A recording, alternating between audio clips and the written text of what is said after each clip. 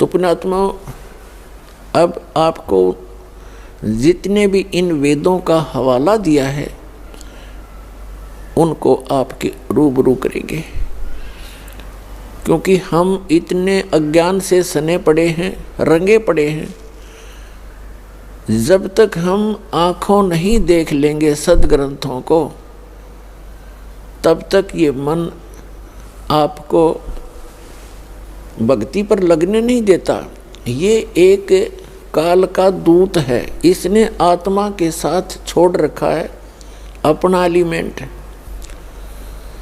और आत्मा भगवान का अंश है, उस सत्य पुरुष का, कबीर साहब का, और ये मन इस काल का अंश है। और इस आत्मा को जब ज्ञान हो जाएगा फिर ये मन कुछ नहीं बिगाड़ पाता। ये कोशिश तो इसका स्वभाव तो होता ही है बकवाद करने का, लेकिन आत्मा इसको घसीट लाएगी, गलत रास्ते से वापस सेट रखेगी। अब ये आत्मा को घसीट ले जाता, जहाँ चाहे बकवाद करवा देता है, चोरी ठगी बकवाद रिश्वतखोरी, शराब पीने की आदत पड़ जाती है, मांस खाने की सर्कमस्टांस बना देता है। और जब आत्मा को परमात्मा का ज्ञान होगा, परमात्मा का सहयोग इसे प्राप्त होगा विधिवत, तो फिर ये इससे प्रबल है, बहुत प्रबल है, और उस ज्ञान के आधार से ये फिर डगमग नहीं होगी। तो आपको इन सदग्रंथों के रूबरू कराते हैं। अपने आत्माओं, जो ये सत्संग चल रहा है, ये जो समागम है, आपको बताया है कि एक विशेष उपलक्ष्य है। वैसे तो सत्संग सभी एक ही हैं, कोई अंतर नहीं होता, लेकिन इस दिन को हम इसलिए विशेष मानते हैं, फाल्गुन उतरते की द्वादशी। इस दिन परमात्मा सतलोक से चलकर आए थे, जैसी वो लीला किया करते जो वेदों में वर्णित है।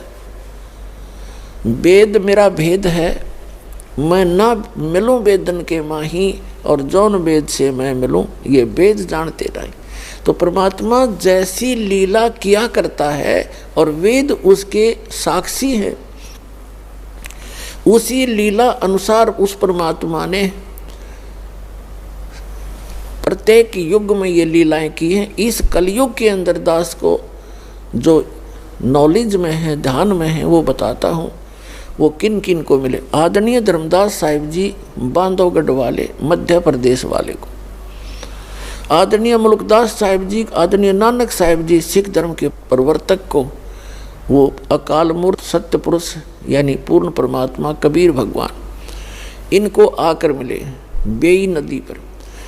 और ऐसे ही आदरणीय दादू साहिब जी को मिले, आदरणीय गरीबदास साहिब जी गांव छुड़ाने जिला दद्दर हरियाणा वाले को मिले, और आदरणीय गीसा दास साहिब जी गांव खेखड़ा जिला मेरठ उत्तर प्रदेश वाले को, अब शायद उनका बागपत डिस्ट्रिक्ट बन गया होगा, उस समय ऐसा था। तो इनमें से जो ये फाल्गुन सुदी द्वादशी, इसको किन महापुरुष को मिले हैं, किस दृढ़ आत्मा को मिले हैं, अच्छी आत्मा को? आदरणीय गरीबदास साहिब जी गांव छुड़ानी जिला दद्दर हरियाणा वाले को मिले, और उनको सचखंड लेकर गए सतलोक में, और ऊपर के सभी दृश्य दिखाए उनको। ब्रह्मा विष्णु महेश की सतीथी आंखों दिखाई, और उन्हीं के मुख से कहलवाई कि हम तो जन्म मृत्यु होती है और हम कंप्लीट गॉड नहीं हैं, हमारा जन्म मृत्यु होता है, हम केवल सीमित कार्य ही कर सकते हैं। और फिर धर्मराज के दरबार में लेकर गए। जब धर्मराज यानी यहाँ का चीफ जस्टिस है ब्रह्मांड का, जो ही कबीर परमेश्वर जी उस धर्मराज के दरबार में पहुँचे, चीफ जस्टिस के दरबार में पहुँचे, धर्मराय ने चेयर छोड़ दी, अपना सिंहासन त्याग दिया और नीचे खड़ा होकर करबद्ध हो गया, क्योंकि ये अध्यात्म मार्ग जो है उसी को प्रभावित करता जिसके अंदर वो कनेक्टेड होता है। तो उसको धर्मराज को ये देखने की और जानने की आवश्यकता नहीं पड़ी कि कौन आया है तेरे दरबार में, तुरंत उसको अपने आप उसके अंदर से ऐसी प्रेरणा हुई, बाहर खड़ा हो गया आकर के और करबद्ध हो गए कि कोई प्रबल शक्ति तेरे इस न्यायालय भागी है।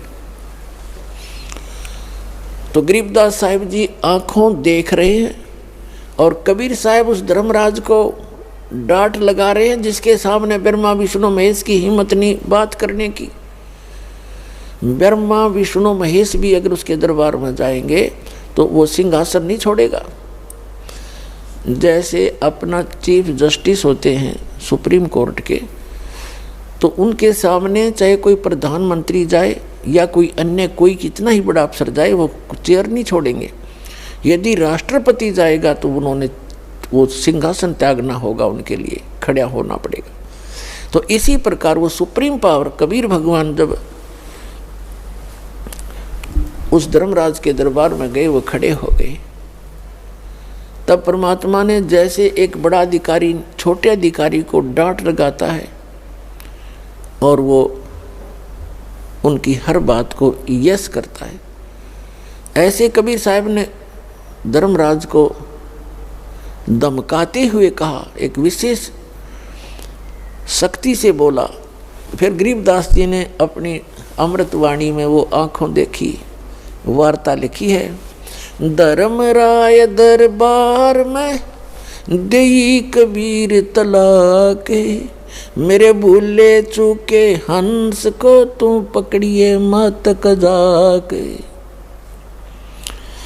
बोले पुरुष कबीर से धर्मराय कर जोरे, तेरे हंस को पकड़ो नहीं मोहे 2 लाख करोड़े। धर्मराज को परमात्मा ने डांटते हुए कहा कि धर्मराज दरबार में देई कबीर तलाक, मेरे भूले चूके हंस को भी तू पकड़ना मत कजाक। यानी एक किस्म का उसको धमकाते हुए कहा। तो कहते हैं धर्मराज हाथ जोड़कर बोले पुरुष कबीर से, पुरुष माने परमात्मा, बोले परमात्मा कबीर से, वो धर्मराज कर जोड़ आपके हंस को पकड़ू नहीं, मैंने 2 लाख करोड़। फिर धर्मराज ने एक प्रार्थना की कि हे भगवान, आपकी शरण में आने से पूर्व जिन्होंने गलतियां की हुई हैं, पाप भी किए हैं, इनके अकाउंट में मेरी बही में यानी मेरे खाते में मेरे पास लिखे हुए। और यहाँ का विधान है जैसे कर्म करेगा वो फल तो मुझे देना ही पड़ेगा। क्या कहते हैं, कर्मों से तीरथ थे और मुख से कहें कबीर, उनको निश्चय पकड़ूंगा मन जड़नी पड़े जंजीर। के जो आपका नाम ले रहे हैं अब तो, लेकिन पहले उन्होंने जैसे कर्म कर रखे हैं उसके आधार से तो दाता मन उनको पकड़ना पड़ेगा और उनको यथावत सजा देनी पड़ेगी, जंजीर से बांधना पड़ेगा।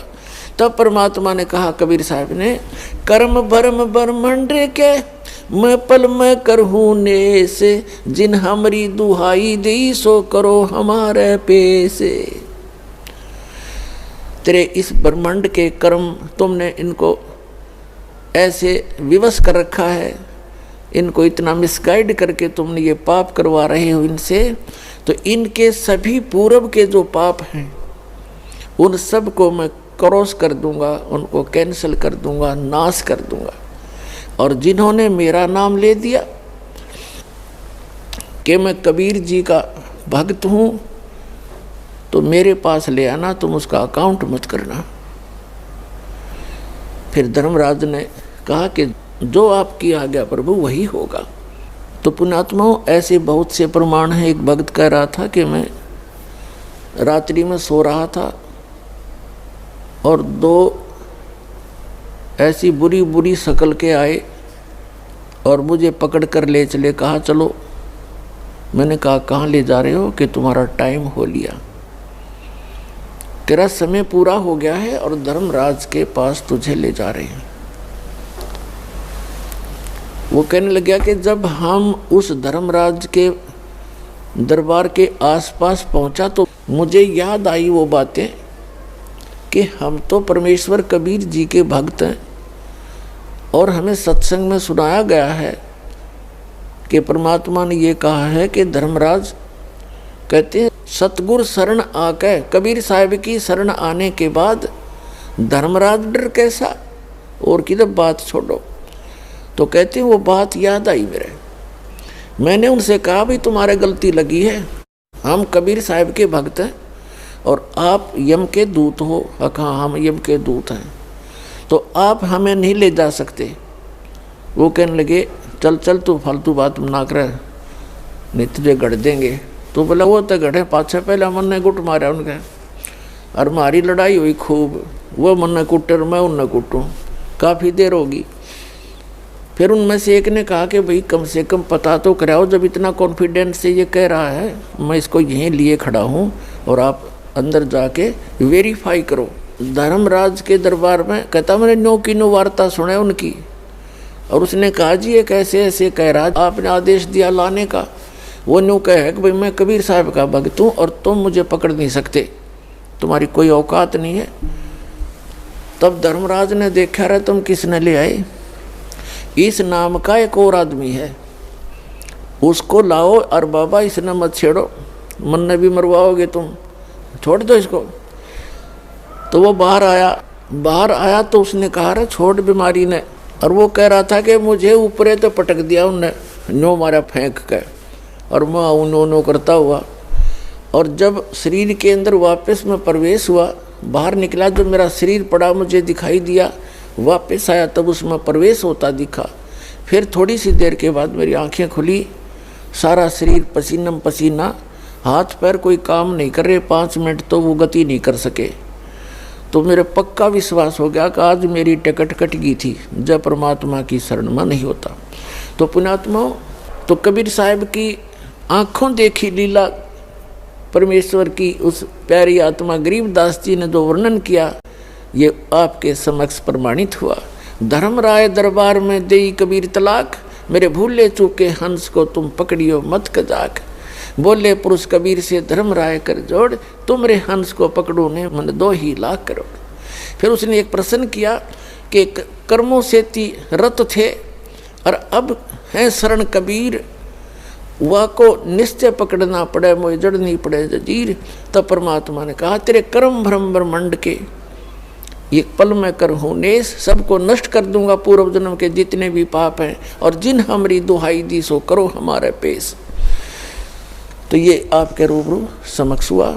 हमसे जुड़े रहने के लिए हमारे YouTube चैनल को सब्सक्राइब करें और नई वीडियो की नोटिफिकेशन के लिए बेल आइकॉन को दबाएं।